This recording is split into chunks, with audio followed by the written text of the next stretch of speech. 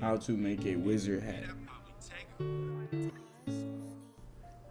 Alright, first we're gonna make a plane.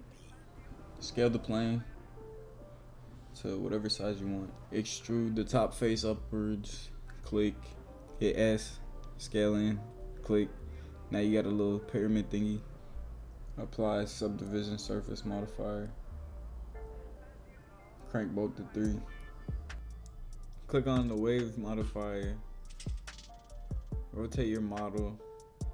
Play with the wave fall off till the spike on the inner part goes away. Adjust your wave settings to how you want it. Rotate it back upwards. Change the scale so it looks like a wizard hat. Apply modifiers.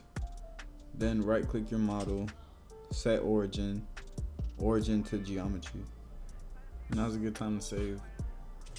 Alright, go to edit mode. Go to vertices. Click on one or just click on vertices. Highlight the top vertices. Turn on proportional editing. I know y'all see that circle. Use the scroll wheel on your mouse to adjust it. I want to get a point at the top of the hat. And now I'm going to adjust the rotate so I can get more wrinkles in the hat. So as you can see, I'm just selecting different vertices, either scaling, rotating, or moving them depending on how I want the hat to look. I like it. Textures.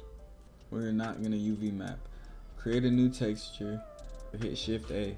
Find image texture. And then open up a texture that you find on Google or something. Alright, hit Shift A again. And you need mapping and texture coordinate nodes. Once you get those, connect everything like you see here. On the mapping node, change your location, rotation, or scale to get your desired look. Alright, thanks for watching. Hopefully now you know how to make a wizard hat in Blender. We was really poor, now we eating.